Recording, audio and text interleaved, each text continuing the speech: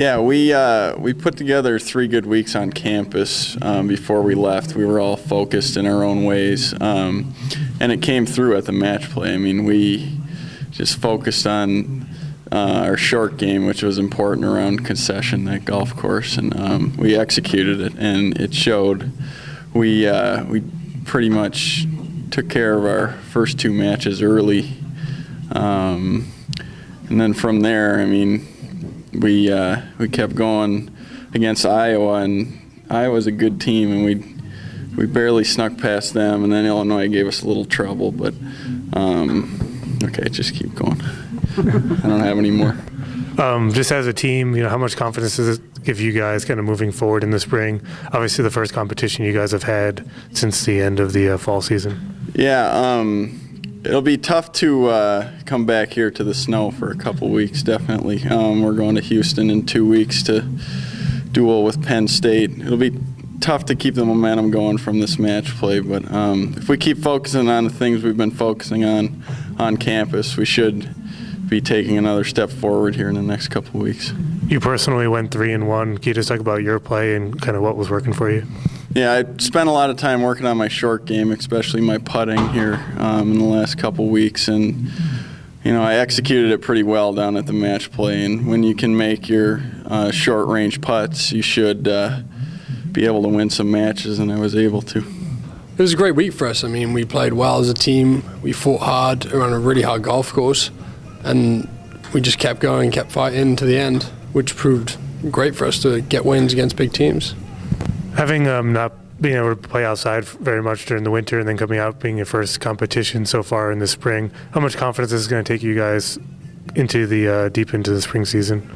Yeah, well, I think that's why this event started for us, a match play event to get us all ready to go play all the Big Ten teams. None of us really have opportunity to go and play.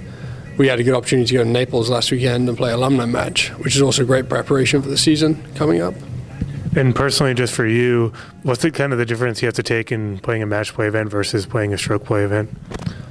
I personally don't change much. I try and play against the course as much as I can and not get caught up in my opponent so much. And especially on a course like Concession, just trying to play for pars, playing solid golf always works well.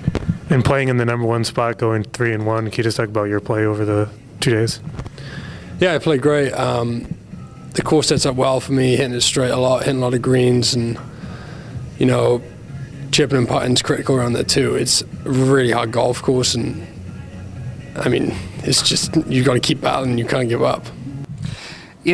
Just impressed with their resiliency and their toughness. They were match play is so much about emotion, and there's a lot of ebbs and flows, and matches come up and down no matter how well you're playing. And we were just tough. We were ready to counter punch when we needed to. We were getting off to quick starts, all the things you got to do to control the momentum of the match, and really proud of the guys. Granted, all the Big Ten schools are kind of in the same situation, not be able to play too much outdoors in the winter.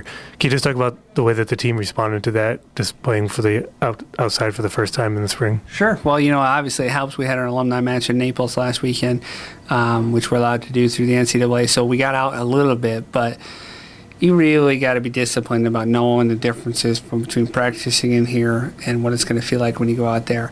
And I think one of the things that Coach Winger and I did a better job was helping them identify what it was going to feel like, what kind of shots they need to work on, so they weren't so shocked. And then we got 2 or 3 days outside last weekend.